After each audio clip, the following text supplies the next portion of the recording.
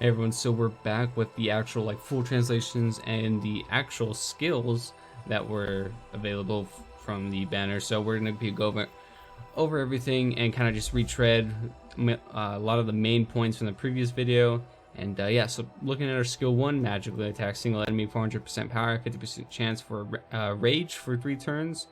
3 turns is pretty good because then it gives you some time to use this ability more than once, so you're getting a little bit more attack. As well as, you know, it stacking the attack and it having to do with the actual kit in mind. I think that's pretty sick. When you get a turn, also this is a passive, when you get a turn, there's a 50% chance to remove all debuffs from self, restore 15% of maximum HP, and when attacking, 50% chance to reduce the enemy's action gauge by 30%. So that's pretty good. Although a lot of these are 50s, like 50% chance to reduce action gauge, 50% chance to give self, 50% chance to remove all buffs, or all debuffs rather than heal. So that's pretty lame, I think. There's a lot of RNG when it comes to this character. What's her success rate? 50%. Is that her base? Oh my god, that's her base.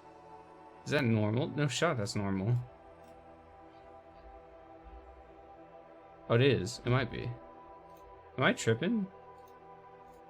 These are all like super strong characters, so they might just have like enhanced stats, low-key. 20, yeah, it said 20 is the normal. 20, 50, okay, so yeah, 20 is the normal. I forgot there for a second. Interesting. So she has good debuff success rate. I think it's not proven, but I'm pretty sure this factors into like stuff like this where you have like chances of proccing stuff. I think that's what this calculates as well, as actually like debuffing enemies. I think, because like we don't have any other way to calculate it, so I'm just assuming that's like the way it calculates. Interesting. The action gauge reduction is like on basically everything. Might as well be. Basics, kind of whatever. So it's really good because she could stop a lot of the enemies from time to time. And then if your attack is 4200 or more during battle, you'll gain an extra turn. So that's pretty good. You can just go ahead and use this and then stack Rampage, or you can stack Rampage first and then you can go ahead and pop this. I think stacking Rampage, why do I keep calling it Rampage? I think stacking Rage is the way to go, because your stat, you can calculate your stat before like heading into battle. If you know you're running a certain memory, if you have a for sure attack booster that can attack before her, if you just go into the battle with the attack boost, you can calculate your attack. Go ahead and apply this on yourself for even more attack. And I don't know if this calculates before. So like, let's say you hit with a 3000 attack stat and then you get Rage. Does it apply and then right after you get, if your attack is more during the battle, you will get a, so I would assume as soon as you stack this, your attack goes up and then you get an additional turn, because this is during battle. This isn't before attack, this isn't after attack, this isn't beginning of phase. This is the entire battle, during the battle. So I'm assuming if you're like, let's say 3800 attack and you using your basic, getting that rage buff is going to put you, let's say, at 4300 rather than 42. You'll proc the second turn in order to use this ability as well. So you can use this ability in a second turn, all in one turn basically, and have that additional attack from this. So that's just pretty sick, I think. Then we get into skill 3, 5-turn cooldown. Magically attacks all enemies with 934% power. Has a 100% chance to reduce all enemies' action gauge by 50%. Another, again, action gauge reduction. Really good. Chance to stun for 1 turn. That's okay. It's kind of like whatever.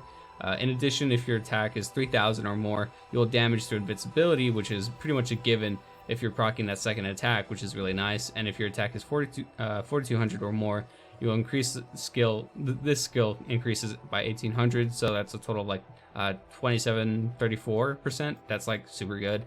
I think that's a pretty good number for AoE. You have to keep in mind that this is an AoE attack, so this is really good. And then she has the bonus skills of attack 40% in total, debuff resistance 20%. Debuff resistance is an odd choice, but I kind of get the idea of letting her just do her thing without any stop to her momentum with the debuff resistance. Like if you just gave her like defense, like you're not going to stop anything with that. She has 700 defense roughly. Adding some more isn't going to do anything, but adding some debuff resistance is going to give her a little bit of that, actual resistance to the enemy trying to stop her. So I think that's pretty okay. It's probably better than anything they could have given her besides maybe agility, maybe crit rate, or crit damage, possibly. I think crit rate would have been okay, but the debuff resistance isn't bad.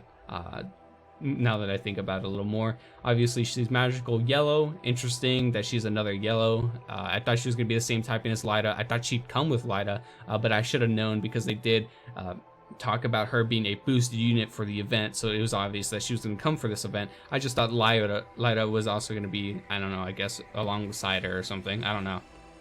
She's Oni / demon / demi-human maid, so that's good. All the Rim Rams are maids, so that's really nice.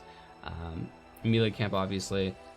Then we have her actual stats. 12k HP is very low, as well as her defense very low. She's absolutely a glass cannon. Very similar again to her kid counterpart. Her kid counterpart actually has 640 something attack, so she does have a little bit less attack, but it's still one of the greatest attack stats in the game by far. Her kit is really nice. Again, you're stacking attack either way. The game basically guarantees that you're going to have these kind of numbers because, why else would they put it as a passive? So if you're building her to your limits, you're going to be definitely seeing some high attack stats. She has solid crit rate, crit damage, standard. She's a little on the slower side, which is unfortunate. It is what it is. You're probably going to be building agility on her either way. It's what I'm going to build.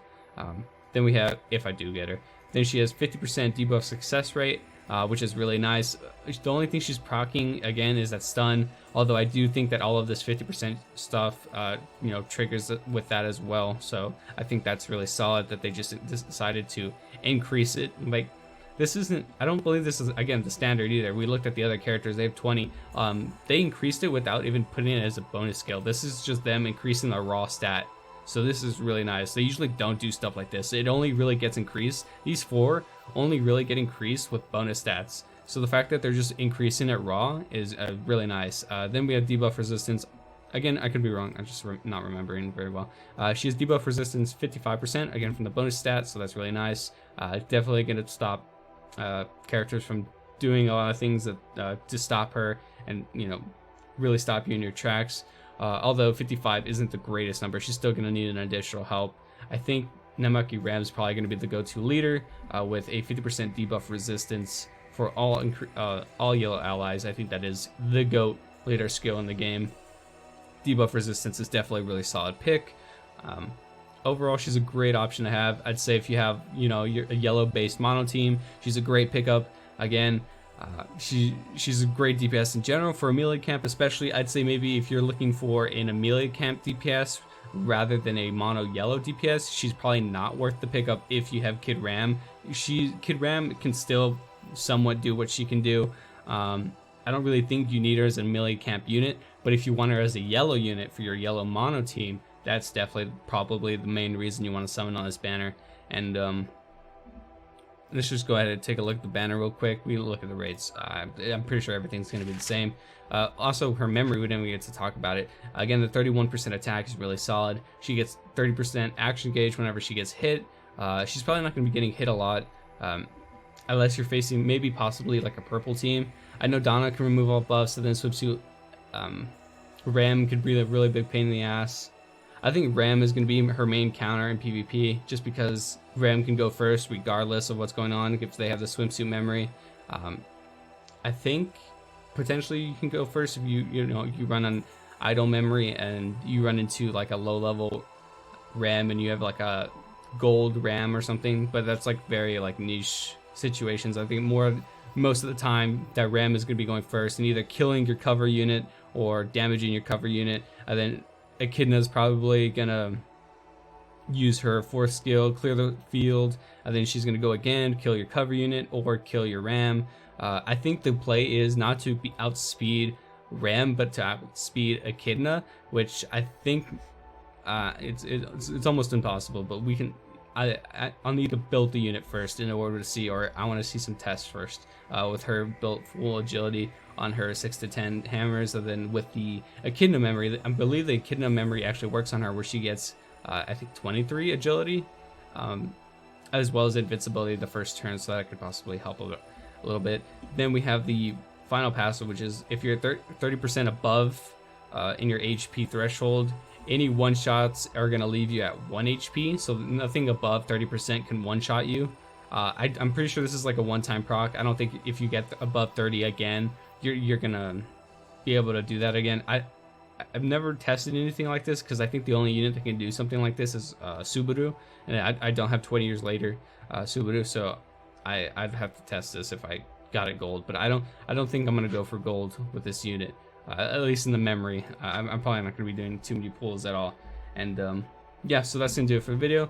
Oh yeah, I guess we can check out the rates. Standard rates, yeah, everything's the same. 1%, 7.5, 5.5, or 5.25, and yeah, so that's gonna do it for the video. Again, great unit to have. I wouldn't summon if you want an Amelia camp DPS, but I would summon if you want like a mono yellow DPS, because there's so many units for Amelia camp, you know. And yeah, so that's gonna do it for the video. Also, I'm saving for Lida, so don't expect any summons soon until we see what color Lida is, and then probably her stats. I don't think I'm gonna wait for the color. I think I'm gonna wait for the full translations and stats. And yeah, so that's gonna do it again for the video. Later.